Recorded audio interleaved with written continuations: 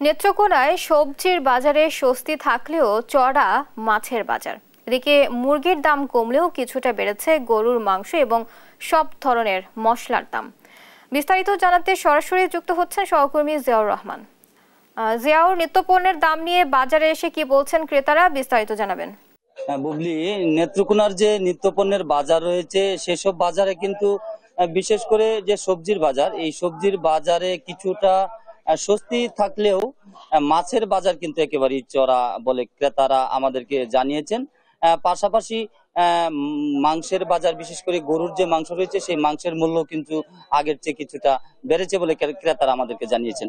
আমি যদি একটু দেখাতে চাই, আমি এই মুহূর্তে রয়েছি নেত্রকোনার যে কেন্দুয়া পৌর শহরের কাঁচা বাজার রয়েছে, সেই কাঁচা বাজারে। তো আমি ক্রেতা এবং বিক্রেতাদের সঙ্গে কথা বলে জানতে পেরেছি, তারা আমাকে যেমনটি জানিয়েছে যে আলু 20 টাকা কেজি ধরে বিক্রি হচ্ছে এবং চিচিঙ্গা, করলা, ঢেঁড়স, তো এগুলো কিন্তু একেবারেই ক্রেতা যারা আছেন তাদের নাগালের মধ্যে আছে কাঁচা বাজারের মূল্য। এছাড়া মাছ রয়েছে, মাছ কিন্তু বিশেষ করে পুকুরে যে চাষকৃত মাছের দাম, বিশেষ করে রুই, কাতল এবং মৃগেল, শিং, কই, এসব মাছের দাম কিন্তু অনেকটাই বেড়েছে। যদিও পাঙ্গাস মাছের দাম 160-70 টাকা কেজি ধরে বিক্রি করা হচ্ছে বলে ক্রেতারা আমাদেরকে জানিয়েছেন।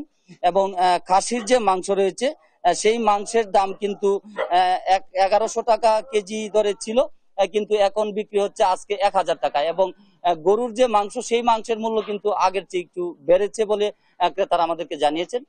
গত সপ্তাহে কিন্তু গরুর মাংস ছিল 720 থেকে 30 টাকা কেজি ধরে বিক্রি হতো, এই মাংস এখন বিক্রি হচ্ছে 750 টাকা কেজি ধরে। এছাড়া মশলা যে রয়েছে, বিশেষ করে এলাচের দামটা কিন্তু একেবারে ঊর্ধ্বমুখী। ক্রেতা এবং বিক্রেতারা আমাদেরকে জানিয়েছেন যে মশলার দাম কিন্তু দিন দিন বেড়ে চলছে নেত্রকোনার যে নিত্য পণ্যের বাজারগুলোতে।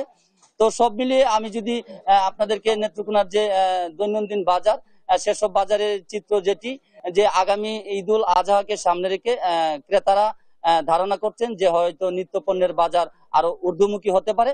তাই ক্রেতাদের দাবি এবং সচেতন মানুষরা বলছেন যে ঈদুল আজহাকে সামনে রেখে প্রশাসন যদি বাজার মনিটরিং ব্যবস্থা তারা নিয়মিত পরিচালনা করেন, মোবাইল কোর্ট পরিচালনা করেন, তাহলে তো বাজারের যে সিন্ডিকেট রয়েছে সেসব সিন্ডিকেট তারা করতে পারবেন না, এবং ক্রেতাদের যে নিত্যপণ্য, সেসব নিত্যপণ্য তারা হয়তো ঈদুল আজহা উপলক্ষে বাজার ব্যবস্থা স্বাভাবিক থাকবে বলে তারা কিন্তু প্রত্যাশা করছেন। তো বুবলি, এই ছিল আমার কাছে নেত্রকোনা থেকে নিত্য পণ্যের যে বাজার, সেই বাজারের সর্বশেষ চিত্র।